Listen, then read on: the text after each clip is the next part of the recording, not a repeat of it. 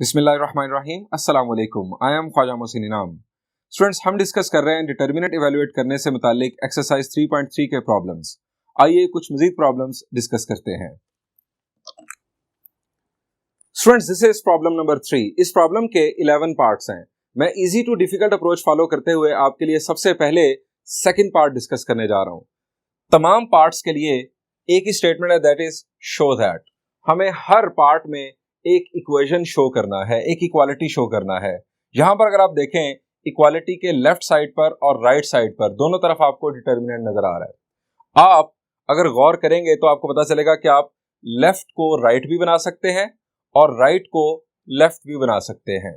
Students, इससे पहले कि मैं इसके सोल्यूशन की तरफ बढ़ूं, मैं आपको एक काम की बात बताना चाहूंगा जो कि फर्क है बुनियादी तौर पर डिटर्मिनेंट और मैट्रिक्स के बिहेवियर में। अगर आप ये डिफरेंस जो है बिहेवियर्स का ये याद रखेंगे तो आप कभी गलती नहीं करेंगे। फर्ज करें आप किसी मैट्रिक्स को डील कर रहे हैं, आप उस मैट्रिक्स के साथ किसी स्केलर को मल्टीप्लाई करना चाह रहे हैं, तो वो स्केलर पूरे के पूरे मैट्रिक्स के साथ मल्टीप्लाई होगा।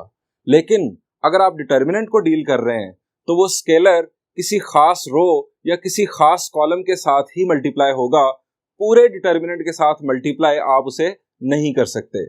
यहां पर 9 जो है ये नजर आ रहा है कि पूरे डिटर्मिनेंट के साथ मल्टीप्लाई हो रहा है। आप ये नहीं कर सकते कि आप इसे पूरे डिटर्मिनेंट के साथ यानी तमाम एलिमेंट्स के साथ मल्टीप्लाई करें।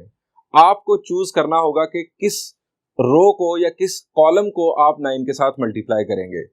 यानी मैं 9 को किसी एक रो या किसी एक कॉलम के साथ मल्टीप्लाई कर सकता हूं। हाँ, ये हो सकता है कि मैं 9 के दो फैक्टर्स बना लूं, 3 और 3, और एक 3 को मैं रो 1 के साथ मल्टीप्लाई कर दूं और दूसरे 3 को किसी और रो या किसी और कॉलम के साथ मल्टीप्लाई कर दूं। यानी मैं पूरे डिटर्मिनेंट के साथ मल्टीप्लिकेशन एक सिंगल स्केलर की नहीं कर सकता, जबकि मैट्रिसेस में आप स्केलर पूरे मैट्रिक्स के साथ मल्टीप्लाई कर देते हैं। स्टूडेंट्स, इसी का रिवर्सल अगर आपने कॉमन लेना हो तो पूरे मैट्रिक्स में से आपको कॉमन लेना होगा। यानी अगर ये मैट्रिक्स हो, फर्ज करें ये मैं आपके सामने एक मैट्रिक्स बना देता हूं, 2 4 6 8 10 12, यहां पर 14, यहां पर 16 और यहां पर 18। अब इस पूरे मैट्रिक्स में से आपको 2 कॉमन के तौर पर नजर आ रहा है। मैं यहां से 2 कॉमन ले लूंगा तो हमारे पास यहां पर आ जाएगा 1, फिर 2, फिर 3, 4, 5, 6, 7, 8 और 9। लेकिन अगर यही मैट्रिक्स डिटर्मिनेंट की शक्ल में हो कुछ इस तरह से 2 4 6 8 10 12 14 16 और 18, अगर डिटर्मिनेंट की शक्ल में हो तो आप सिंगल 2 पूरे डिटर्मिनेंट में से कॉमन नहीं ले सकते। अब आप हर रो से या हर कॉलम से अलहदा अलहदा कॉमन लेंगे। यानी यहां पर 3 2 जो है ये कॉमन के तौर पर आएंगे। एक 2 जो है वो समझे आप रो 1 से मैंने कॉमन लिया, एक 2 रो 2 से और एक 2 रो 3 से। या आप इन्हें कॉलम्स की सेंस में भी सोच सकते हैं कि मैंने ये जो 2 है ये कॉलम 1 से कॉमन लिया, ये 2 कॉलम 2 से और ये 2 कॉलम 3 से। अब भी यहां पर 1 2 3 4 5 6 7 8 और 9 बचेगा। अब अगर आप इस मैट्रिक्स को डिटर्मिनेंट के साथ देखें तो एलिमेंट्स सेम हैं, लेकिन अगर आप बाहर स्केलर देखें तो यहां पर 2 है और यहां पर आपके पास 8 बन रहा है। अगर आप इस फर्क को याद रखेंगे तो आपको गलती नहीं लगेगी। अब स्टूडेंट्स बढ़ते हैं इसके सॉल्यूशन की जानिब। जैसा कि हम बात कर चुके हैं कि हम लेफ्ट साइड को राइट या राइट को लेफ्ट दोनों काम कर सकते हैं। आपके ख्याल से क्या करना चाहिए? इस डिटर्मिनेंट में से 9 क्या हम बरामद कर सकते हैं? जी, हमें कॉमन लेना है। अगर आप गौर करें तो रो 2 या कॉलम 2 दोनों में से 3 कॉमन आ सकता है। एक दफा 3 कॉमन आएगा, फिर हमें एक और 3 कॉमन लाना होगा, क्योंकि 9 किसी भी रो या किसी भी कॉलम में कॉमन के तौर पर हमें नजर नहीं आ रहा। सो हम लेफ्ट साइड चूज करते हैं। Left hand side is equal to 230 396 215 और 1। आप पहले कॉलम 2 से 3 कॉमन ले लें या रो 2 से 3 कॉमन ले लें। आप कोई एक काम पहले कर लें। मैं यहां लिखूंगा taking 3 as common from C2 2 3 2 C1 ऐसे। C2 में से आप 3 कॉमन ले लें तो यहां पर रह जाएगा 1, यहां पर रह जाएगा 3, यहां पर आ जाएगा 5 और ये 3 जो आपने कॉमन लिया वो आपको बाहर लिखना होगा इक्वल से के साथ। ये आपने ले लिया कॉमन और कॉलम 3 भी आप एज इट इज कॉपी कर देंगे। अब ये 3 आपके पास आ चुका। हमें यहां पर चाहिए 9 और अगर आप ऑब्जर्व करेंगे तो 2 1 0 first row okay, 2 5 1 third row भी ओके। सेकंड रो का मसला है, यहां पर है 3 3 6, यहां पर है 1 1 2। सेकंड रो में से 3 कॉमन बन रहा है। ये 3 इस 3 के साथ मल्टीप्लाई होकर बन जाएगा 9 और यहां पर आ जाएगा 1 1 2 जो कि हमारी राइट साइड मुकम्मल हो जाएगी। स्टूडेंट्स नेक्स्ट स्टेप आप खुद परफॉर्म करके इसे मुकम्मल कर लीजिएगा। मैं बढ़ता हूं नेक्स्ट पार्ट की जानिब, दैट इज थर्ड पार्ट।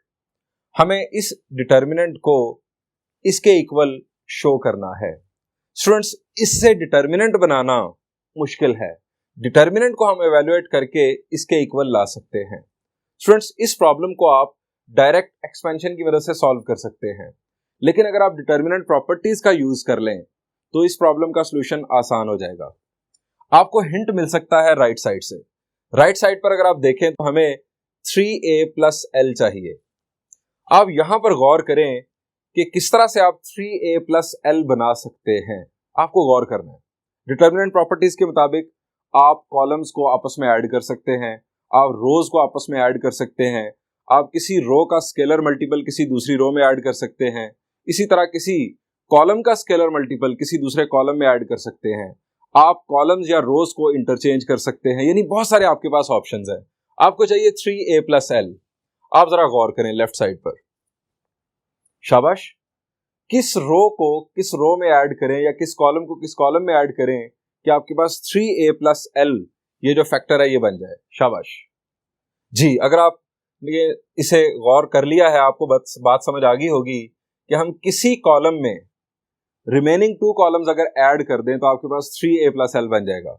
मैं आपको आसान अल्फाज में बताता हूं। यह है कॉलम 1। इस कॉलम में आप रिमेनिंग 2 कॉलम्स ऐड कर दें, 3a प्लस l, यहां पर एडिशन होगा 3a प्लस l आ जाएगा, यहां पर भी a 3a प्लस l इधर आ जाएगा और यहां पर भी 3a प्लस l आ जाएगा। यही काम आप रोज की सूरत में भी कर सकते हैं। आप किसी एक रो में रिमेनिंग 2 रोज ऐड कर दें तो आपके पास तीनों एलिमेंट्स 3a प्लस l आ जाएंगे। स्टूडेंट्स मैं चूज करता हूं लेफ्ट हैंड साइड और इसे परफॉर्म करता हूं।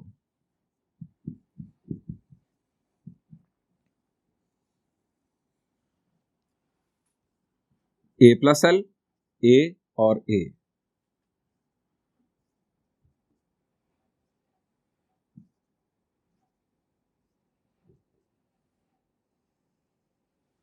हमें हिंट मिला यहां से, हम उस हिंट के मुताबिक यहां लिखेंगे C1 plus C2 plus C3। जब मैंने C1 पहले लिखा है तो इसका मतलब है मैं C1 में C2 और C3 को ऐड करने जा रहा हूं। चेंज आएगा C1 में, C2 और C3 as it is copy किए जाएंगे। सो नेक्स्ट स्टेप होगा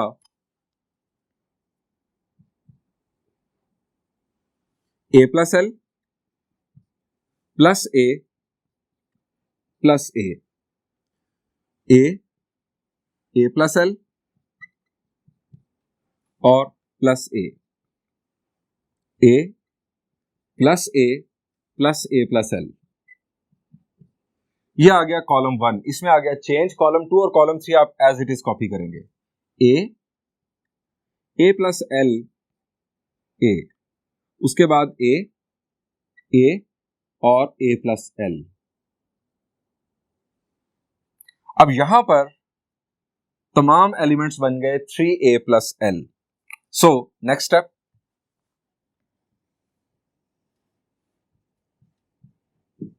three A plus l, 3a plus l और 3a प्लस l। यहां पर आ गया A as it is, A plus L, यानी सेकंड कॉलम और third column as it is, A और ए प्लस एल।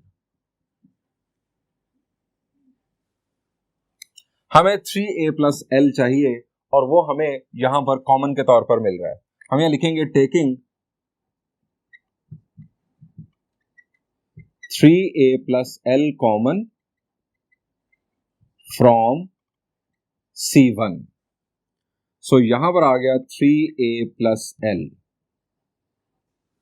और हमारा डिटर्मिनेंट होगा, आप इसको लिखेंगे ब्रैकेट में, क्योंकि अगर ब्रैकेट के बगैर लिखेंगे तो ऐसे लगेगा जैसे l मल्टीप्लाई हो रहा है 3a ऐड हो रहा है, जबकि यहां पर 3a प्लस एल पूरे का पूरा फैक्टर मल्टीप्लाई हो रहा है और ये हमने कॉमन लिया है कॉलम में से। फिर आपको याद करवा दूं कि डिटर्मिनेंट की सूरत में आप किसी खास कॉलम या किसी खास रो से कॉमन ले सकते हैं, जबकि अगर यहां पर मैट्रिक्स होता तो पूरे मैट्रिक्स में से कॉमन आना चाहिए था। यहां पर आ गया 1, यहां पर भी 1 और यहां पर भी 1, ए प्लस एल, ए, यहां पर भी ए, यहां पर भी ए और यहां पर ए प्लस एल। स्टूडेंट्स, अब आप डिटर्मिनेंट एक्सपैंड कर दें या फर्दर प्रॉपर्टीज यूज करते हुए इस डिटर्मिनेंट को कमजोर कर लें। कमजोर करने से मुराद आपको यहां पर 1 1 1 नजर आ रहा है, आप अगर यहां पर 0 बना लें, यहां पर 0 बना लें तो एक्सपेंशन कॉलम 1 से बहुत ही आसान हो जाएगी। हम यहां पर और यहां पर कैसे 0 बना सकते हैं? शाबाश, हमने लास्ट लेक्चर में डिस्कस किया। हम इस 1 की मदद से यहां पर 0 बना सकते हैं। अगर हम रो 2 में से रो 1 सब्ट्रैक्ट कर दे, 1 माइनस 1 0 हो जाएगा। इसी तरह रो 3 में से रो 1 सब्ट्रैक्ट कर दे तो यहां पर 0 आ जाएगा। मैं ये करने जा रहा हूं, हम यहां लिखेंगे by R2 minus R1 and R3 minus R1, 3a plus L, first row as it is, change आना है रो 2 में और चेंज आना है रो 3 में। First row as it is 1 a 1 minus 1 यहां पर 0, a plus L minus a और a कैंसिल हो जाएगा, आपके पास आ जाएगा l, a माइनस a यहां पर आ जाएगा 0, 1 माइनस 1 0, a माइनस a ये 0, a plus L minus a और a कैंसिल, यहां पर आ जाएगा l। स्टूडेंट्स, इस डिटर्मिनेंट की फॉर्म जरा गौर करें, शाबाश, किस तरह की है। मेन डायगोनल से नीचे तमाम एलिमेंट्स 0 हो चुके हैं। ये है ट्रायंगुलर फॉर्म ऑफ डिटर्मिनेंट। अब ट्रायंगुलर फॉर्म है तो मैं आपको फर्दर टाइप बताता हूं। आप यहां पर अगर देखें तो मेन डायगोनल से नीचे अगर तमाम एलिमेंट 0 हैं तो ये बेसिकली अपर ट्रायंगुलर फॉर्म बन रही है। डिटर्मिनेंट अगर ट्रायंगुलर फॉर्म में हो तो हमने एक प्रॉपर्टी पढ़ी थी कि उसका जो डिटर्मिनेंट है वो मेन डायगोनल एलिमेंट्स का प्रोडक्ट होगा। अब हम यहां पर डायरेक्ट डिटर्मिनेंट प्रॉपर्टी का हवाला देकर इसका डिटर्मिनेंट इवैल्यूएट कर लेंगे। मेन डायगोनल में आप देखें एल एल और 1, प्रोडक्ट अगर करें तीनों का तो ये बनता है L square. 3a plus L के साथ हमें मिल जाएगा एल स्क्वायर और हमें यही रिक्वायर्ड है। स्टूडेंट्स, दूसरा काम आप ये भी कर सकते हैं कि आप कॉलम 1 से एक्सपैंड कर दें। कॉलम 1 से एक्सपैंड करेंगे तो 1 आएगा और इसकी रो और इसके कॉलम को छोड़ देंगे तो इसका डिटर्मिनेंट बनेगा। अब यहां पर 0 है तो ये तो बन गया 0, ये बन जाएगा एल स्क्वायर। यानी हमारे पास यहां पर 2 ऑप्शन है। इनफैक्ट तीसरा ऑप्शन भी है, आप रो 3 से एक्सपैंड कर दें। रो 3 से एक्सपैंड करेंगे, यहां पर 2 जीरोस हैं। एल के साथ हमारे पास जो डिटर्मिनेंट बनेगा इसकी रो कॉलम छोड़कर हमारे पास ये बनेगा ये डिटर्मिनेंट। सो आप ये ऑप्शन भी इख्तियार कर सकते हैं। मैं जो फर्स्ट ऑप्शन मैंने डिस्कस किया उसको फॉलो कर रहा हूं। आप ये लिखेंगे as determinant is in triangular form, so it will be evaluated by product of main diagonal elements. बाहर हमारे पास है 3a प्लस एल और यहां पर हमारे पास बन गया L square, 1 into L, that is 3a plus L और ये बन गया L square is equal to right hand side shown. ये चूंकि लेफ्ट साइड थी जो हम कंटिन्यू कर रहे थे और ये हमारे पास रिजल्ट आ गया राइट हैंड साइड के इक्वल। स्टूडेंट्स, इसी तरह का एक प्रॉब्लम है, that is part 9 of same problem. इसी प्रॉब्लम का पार्ट 9 वो आप खुद सॉल्व कीजिएगा। मैं बढ़ता हूं एक और पार्ट की जानिब।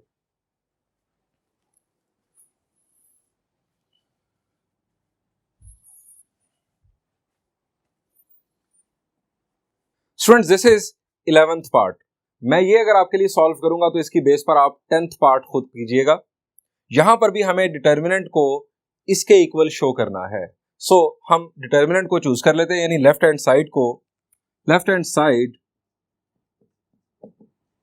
इज इक्वल टू, इस डिटर्मिनेंट को कॉपी कर लें, b plus C A square, c plus A B और b square, a plus B c और c स्क्वायर। राइट साइड से लें हिंट। अब राइट साइड पर आपको नजर आ रहा है पहले a plus B plus C. आप देखें कि आप किन दो रोज या किन दो कॉलम्स को आप ऐड करेंगे तो आपको a plus B plus C मिलेगा। शाबाश, आप गौर करेंगे तो a square B square C square, column 3 तो फारिग। अब आप फर्स्ट 2 कॉलम्स पर अगर आप देखें तो इन दोनों को ऐड करने से a plus B plus C, a plus B plus C और a plus B plus C. आप 1 में 2 ऐड कर दें या 2 में 1, दोनों काम किए जा सकते हैं। हम यहां लिखेंगे by C1 plus C2,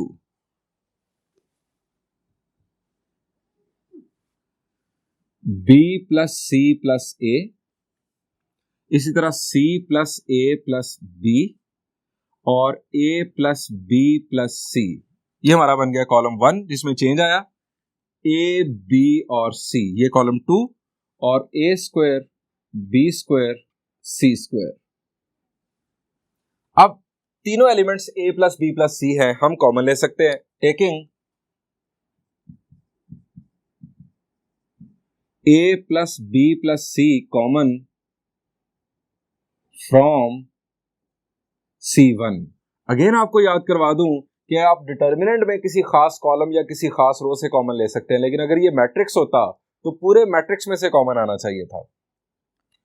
a plus B plus सी हम लिखेंगे बाहर, ब्रैकेट लाजमी लगाएंगे।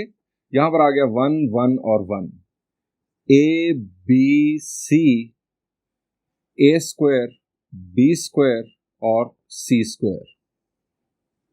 अब आप दोबारा हिंट लें, आपको मजीद 3 फैक्टर्स चाहिए, ए माइनस बी माइनस सी और सी माइनस ए।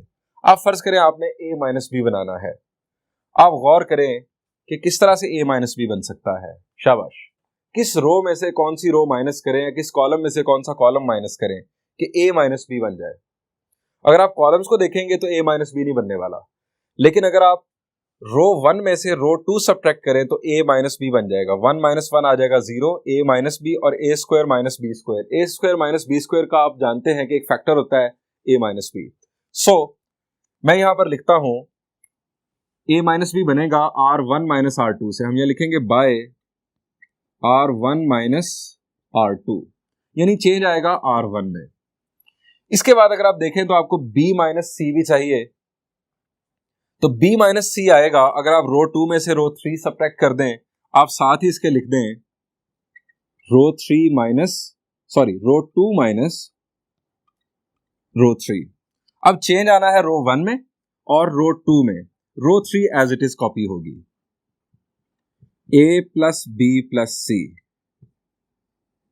रो 1 में चेंज कैसे आना है, रो 1 में से रो 2 सब्ट्रैक्ट करके लिखी जाएगी।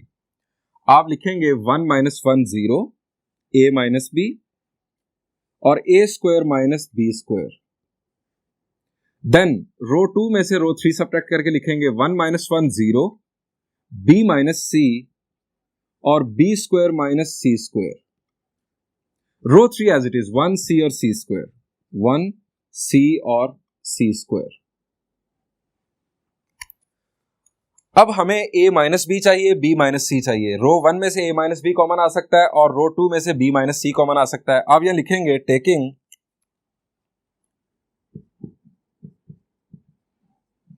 a minus B common from row 1 and b minus C from रो 2। हम लिखेंगे a plus B plus C, ये हमारे पास पहले है।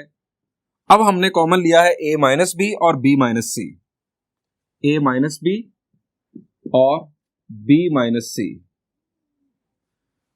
स्टूडेंट्स a माइनस बी हमने रो 1 में से कॉमन लिया है, सो यहां पर आ जाएगा 1 और यहां पर क्या आ जाएगा जी, a square minus B square के दो फैक्टर्स हैं, एक a माइनस बी और दूसरा a plus B. a minus B common तो यहां बचेगा a प्लस बी। हम लिखेंगे 0 1 a प्लस बी। इसके बाद b माइनस सी कॉमन आ रहा है रो 2 में से, 0 1 और b प्लस सी, 0 1 और b plus C. Third row as it is 1 c और c स्क्वायर।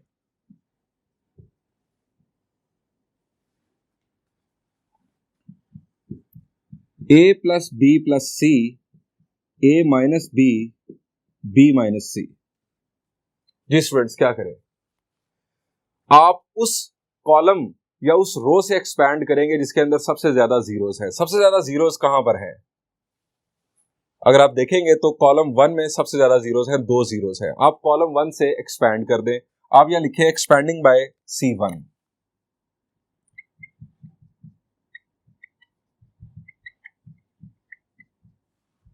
C1 से आप एक्सपैंड करेंगे, ये था पॉजिटिव, ये नेगेटिव और ये फिर पॉजिटिव होगा। ब्रैकेट यूज करें, 1, इसकी रो छोड़ दें, इसका कॉलम छोड़ दें।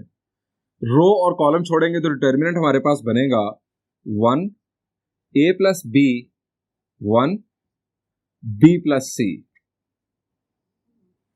इसके बाद इससे इनफैक्ट पहले 0 आने थे, तो वो चूंकि 0 की वजह से वो एलिमिनेशन हो जाएगी उनकी, उन डिटर्मिनेंट्स की, तो उनको हमने छोड़ दिया। ये हमारे पास एक जो है अपीयर हुआ डिटर्मिनेंट। इसको सिंप्लीफाई कर लेते हैं,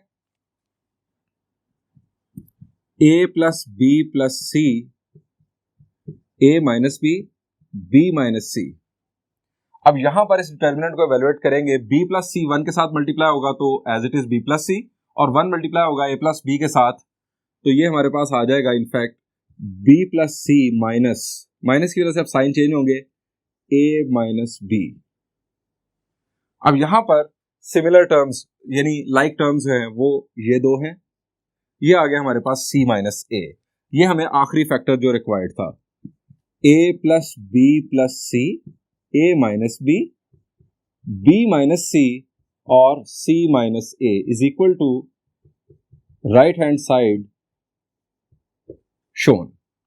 स्टूडेंट, जैसा कि मैं आपको पहले बता चुका हूं, 10th पार्ट इसी तरह का है, आप खुद सॉल्व कीजिएगा। मैं बढ़ता हूं एक और पार्ट की जाने।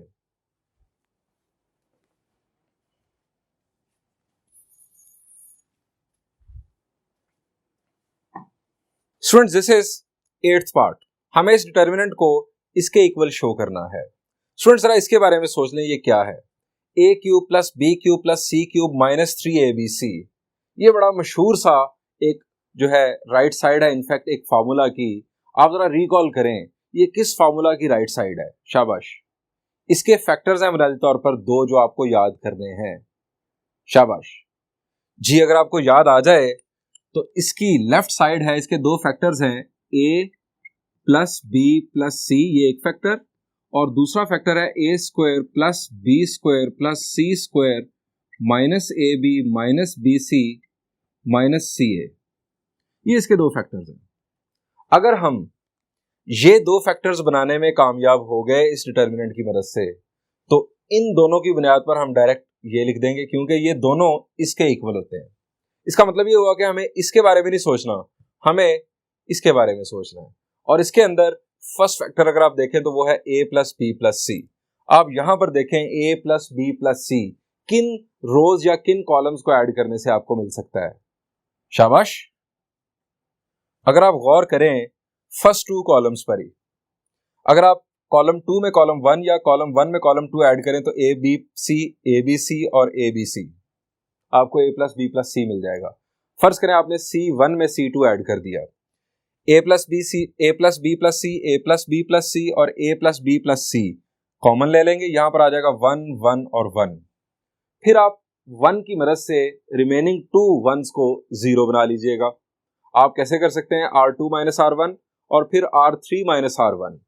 जब यहां पर 0 आ जाएगा, यहां पर 0 आ जाएगा, तो फिर आप एक्सपैंड कर दीजिएगा। एक्सपैंड करने की सूरत में आपको दूसरा फैक्टर मिल जाएगा, ये वाला। जब ये दो फैक्टर्स आपके पास आ जाएंगे तो फिर ये डायरेक्ट लिख दीजिएगा। स्टूडेंट्स, इस प्रॉब्लम को आप खुद सॉल्व कीजिएगा, मैंने आपको पूरा रोड मैप दे दिया है। मैं बढ़ता हूं। स्टूडेंट्स, ये फोर्थ पार्ट, हमें इस डिटर्मिनेंट को ये डिटर्मिनेंट बनाकर दिखाना है या इसको ये बनाकर दिखाना है। स्टूडेंट्स, आप लेफ्ट को राइट या राइट को लेफ्ट बना सकते हैं। मैं यहां पर चूज कर रहा हूं left side, left hand side. इस डिटर्मिनेंट को एज इट इज कॉपी कर लें। 1 1 1 x y z y z z x x y। अब आप दूसरे डिटर्मिनेंट पर जरा गौर करें। हमें नजर आ रहा है यहां पर एक्स स्क्वायर, वाई स्क्वायर और जी स्क्वायर। यहां पर एक्स स्क्वायर बन सकता है अगर हम कॉलम 1 को एक्स से मल्टीप्लाई कर दें। आप सोचेंगे फिर ये 1 नहीं रहेगा, यहां पर एक्स वाई जी बन जाएगा, मसला होगा। स्टूडेंट्स, अगर हम कॉलम 1 को एक्स से मल्टीप्लाई करेंगे, यहां पर ठीक है एक्स वाई जी बन जाएगा, तो हम कॉलम 2 को वाई से मल्टीप्लाई करेंगे, यहां पर भी एक्स वाई जी बन जाएगा, और कॉलम 3 को z से मल्टीप्लाई करेंगे, यहां पर भी एक्स वाई जी बन जाएगा। हम एक्स वाई जी कॉमन लेंगे, दोबारा 1 1 1 हमारे पास वापस आ जाएगा। लेकिन ये काम करते हुए यहां पर एक्स स्क्वायर, यहां पर वाई स्क्वायर और यहां पर जी स्क्वायर आ चुका होगा, और यहां पर x, यहां पर y और यहां पर z, यानी ये वाली रो भी बन चुकी होगी। आप शायद समझ गए हों, लेकिन अगर नहीं भी समझे तो जरा देखें इसे किस तरह से करना है। हम ये लिखेंगे बाय कॉलम 1 को हम मल्टीप्लाई कर रहे हैं x से, x C1 y C2 and z C3। ये मैंने एक्शन लिख दिया जो मैं करने जा रहा हूं। अब हम अगर मल्टीप्लाई कर रहे हैं कॉलम्स को इन स्केलर्स के साथ, एक्स वाई जी के साथ, तो हम डिवाइड भी करेंगे। सो हम लिखेंगे 1 ओवर एक्स वाई जी, यहां पर आ गया x X square X Y Z, y Y square X Y Z, z z square X Y Z. अब क्या करेंगे, यहां 1 1 1 लाने के लिए एक्स वाई जी कॉमन ले लेते हैं। हम यहां लिखेंगे taking X Y Z common from R3,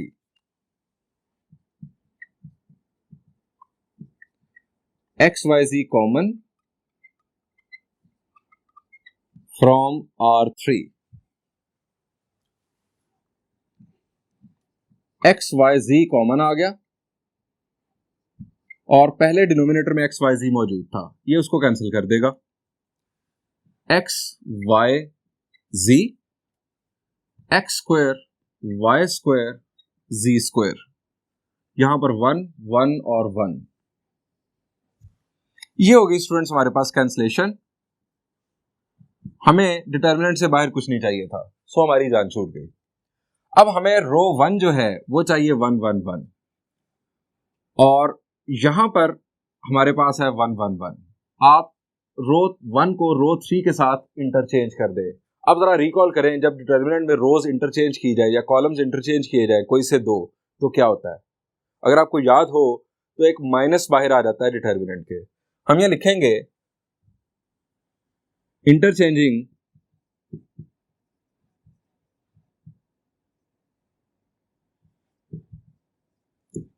R1 bye R3, रो 1 और रो 3 की जगह बदल देंगे तो एक माइनस साइन बाहर आ जाएगा। 1 1 1 हमें टॉप रो पे चाहिए था। X square Y square Z square, अब ये रो 1 रो 3 बन जाएगी एक्स वाई और जी। अब हमारा एक मसला हल हो गया, हमने रो 1 ओके कर ली। अब ये रो हमें एक्स स्क्वायर वाई स्क्वायर और जी स्क्वायर ये थर्ड रो के तौर पर चाहिए और ये रो ऊपर चाहिए। इन दोनों को भी इंटरचेंज कर देते हैं। इन दोनों को इंटरचेंज करने से एक और माइनस बाहर जाएगा और ये माइनस कैंसिल हो जाएगा और हमारा मकसद पूरा हो जाएगा। सो हम लिखेंगे इंटरचेंजिंग रो 2 बाय रो 3। एक और minus 1 1 1 X Y Z X square Y square Z square. अब ये माइनस माइनस हो गया हमारे पास प्लस।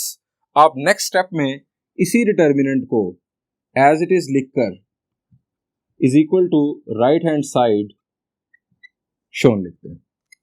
बढ़ते हैं कुछ और पार्ट्स की जानिब।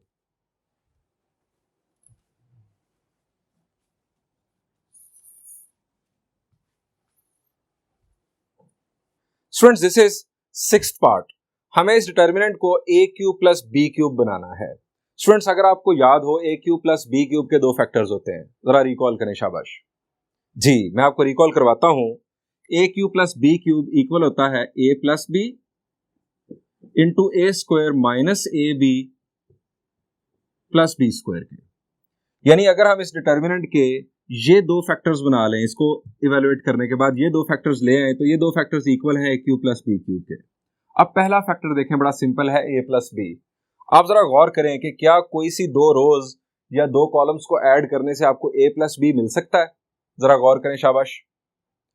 आपको गौर करने से पता चल सकता है कि हम कॉलम 1 में अगर कॉलम 2 ऐड कर दें तो ए प्लस बी मिल जाएगा।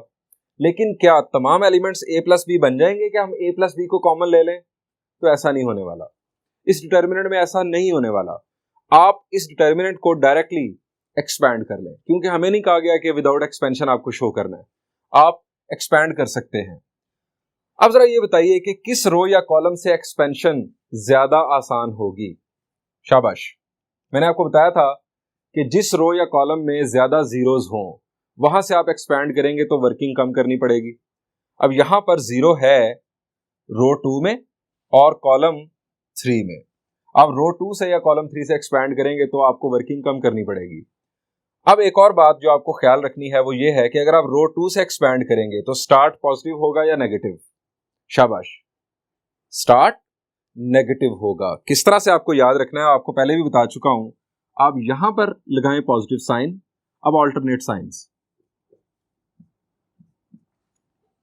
इसका मतलब यह है कि अगर आप रो 1 से एक्सपैंड करेंगे तो स्टार्ट पॉजिटिव होगा, अगर आप रो 2 से एक्सपैंड करेंगे तो स्टार्ट नेगेटिव होगा, एंड सो ऑन। इसी तरह ये जो साइंस हैं ये कॉलम्स के लिए बनाए गए हैं। अगर आप कॉलम 2 से एक्सपैंड करेंगे तो स्टार्ट नेगेटिव से होगा। सो इस ख्याल के साथ आप इसको खुद एक्सपैंड कीजिएगा और ए क्यूब प्लस बी क्यूब बआसानी आ जाएगा। हम देखते हैं फिफ्थ पार्ट। यहां पर राइट साइड पर गिवन है 4abc। 4abc के कोई फैक्टर्स नहीं होते इनफैक्ट, यानी हम इसको फर्दर ब्रेक नहीं कर सकते। सो इसको डायरेक्ट एक्सपैंड करके आप 4abc ला सकते हैं। इसको भी आप खुद सॉल्व कीजिएगा। Students this is seventh part. यहां पर हमें इस डिटर्मिनेंट को r के इक्वल लाना है। स्टूडेंट्स इस डिटर्मिनेंट को भी आप डायरेक्टली एक्सपैंड कर लेंगे तो बहुत सुकून में रहेंगे। आप जरा सोचेंगे किस रो या कॉलम से हमें एक्सपैंड करना चाहिए, किसके अंदर जीरोस की तादाद ज्यादा है? शाबाश जी। अगर आप गौर करें तो रो 2 के अंदर 2 जीरोस हैं। सो रो 2 से इनफैक्ट आपको एक्सपेंशन करनी चाहिए, बहुत आसानी होगी। स्टार्ट पॉजिटिव होगा या नेगेटिव, ये जरा सोच लें। हमारा हिंट दोबारा से जरा, प्लस माइनस और प्लस। रो 2 से एक्सपेंशन की सूरत में स्टार्ट नेगेटिव से होगा, लेकिन आप जब लिखेंगे जीरो तो जीरो का माइनर बनेगा इसकी रो छोड़कर, इसका कॉलम छोड़कर 1 minus sine phi 0 cosine phi. 0 की वजह से ये माइनर एलिमिनेट हो जाएगा। उसके बाद ये वाला माइनर भी जो इससे माइनर बनना है वो भी डिलीट हो जाएगा, यानी वो भी एलिमिनेट हो जाएगा। 0 की रो और कॉलम छोड़ेंगे तो हमारे पास r cosine phi 0 r sine phi 1, ये जो डिटर्मिनेंट बनेगा ये भी 0 की वजह से खत्म हो जाएगा। अब बीच में रह गया 1 की रो और कॉलम छोड़ेंगे तो r cosine phi minus sine phi r sine phi और कोसाइन फाइ आपका बनेगा डिटर्मिनेंट। अब r कोसाइन फाई के साथ मल्टीप्लाई होगा तो r cosine square phi, minus minus plus हो जाएगा r sine square phi, r cosine square phi plus r sine square phi, r common आ जाएगा, cosine square phi plus sine square phi आप जानते हैं बेसिक फार्मूला है जो कि 1 के इक्वल होता है। सो आपको r हासिल हो चुका होगा। स्टूडेंट्स, ये हमने इस प्रॉब्लम के तमाम पार्ट्स मुकम्मल कर लिए। अब मैं बढ़ता हूं एक और प्रॉब्लम की जानिब जो हमने इस लेक्चर में मुकम्मल करना है, वो भी इसी टाइप का इनफैक्ट प्रॉब्लम है, आप अभी बेहतर अंदाज में समझ जाएंगे।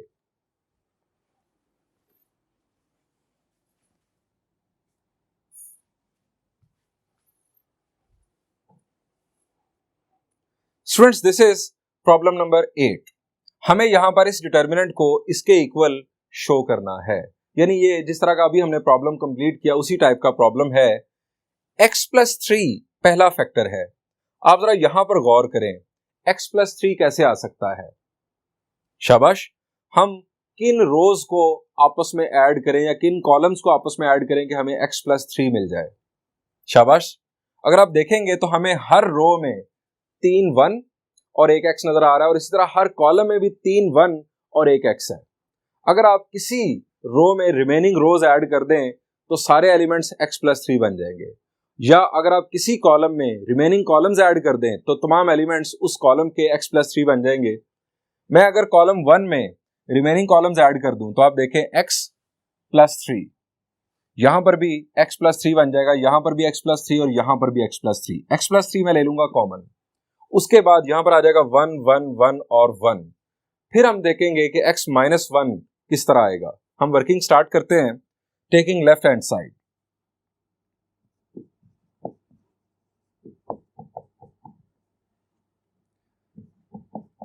लेफ्ट हैंड साइड आप डिटर्मिनेंट कॉपी कर लेंगे, x 1 1 और 1, इस 1 को थोड़ा सा ऊपर करके लिख लें। उसके बाद 1 x 1 1 1 1 x 1 1 1 1 और x। एक्शन में लिखने लगा हूं, bye C1 plus C2 plus C3 plus C4, यानी C1 में मैं रिमेनिंग कॉलम्स ऐड करने जा रहा हूं।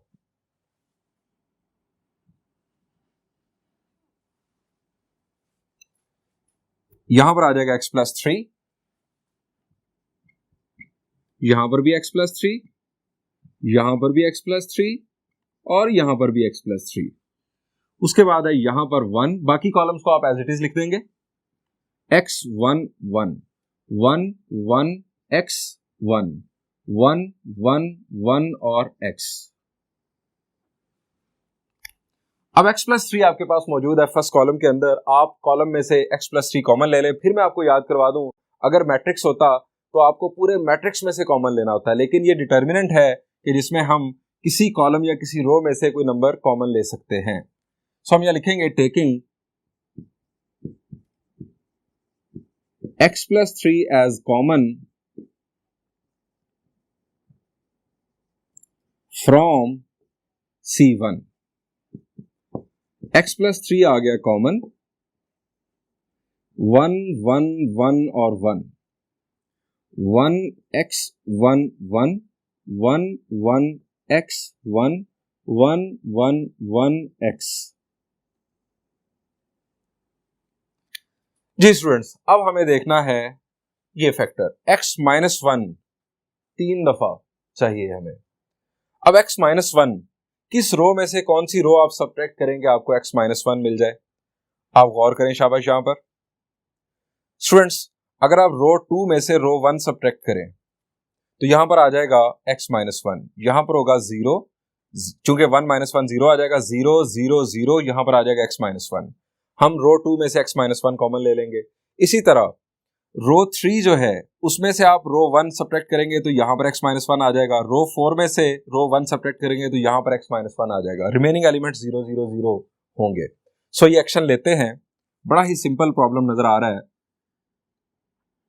Bye R2 minus R1 R3 minus R1 और R4 माइनस R1।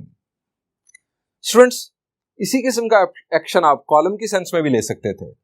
आप C2 में से C1 सब्ट्रैक्ट कर दे, C3 में से C1 सब्ट्रैक्ट कर दे, या C4 में से C1 सब्ट्रैक्ट कर दे, तब भी यही काम होना था।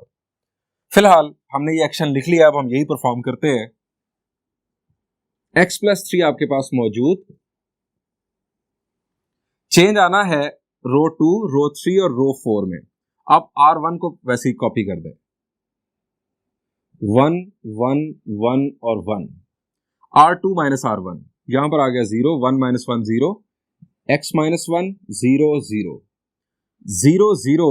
R3 में से R1 माइनस कर रहा हूं, 1 माइनस 1 0, 1 माइनस 1 0, x माइनस 1 और 1 माइनस 1 0। यहां पर 0 0 0 और x माइनस 1। अब क्या करें स्टूडेंट्स? स्टूडेंट्स, अगर आप इस डिटर्मिनेंट की फॉर्म देखें तो ये ट्रायंगुलर फॉर्म है। जी, गौर करने पर हमें पता चलता है कि ये ट्रायंगुलर फॉर्म है। अगर मेन डायगोनल से नीचे या मेन डायगोनल से ऊपर तमाम एलिमेंट 0 हो तो हम ऐसी फॉर्म को ट्रायंगुलर फॉर्म कहते हैं। अब यहां पर ये है हमारा मेन डायगोनल, ये हमारा मेन डायगोनल, और ये हमारी बन रही है ट्रायंगल। और चूंकि मेन डायगोनल से नीचे एलिमेंट 0 है, सो ये अपर ट्रायंगुलर फॉर्म कहलाती है। स्टूडेंट्स, अगर डिटर्मिनेंट ट्रायंगुलर फॉर्म में हो तो इसका डिटर्मिनेंट जो होता है, फाइनल आंसर जो इनफैक्ट डिटर्मिनेंट का आता है, वो मेन डायगोनल एलिमेंट्स का प्रोडक्ट होता है। सो हम ये रीजनिंग करेंगे, हम यहां लिखेंगे एज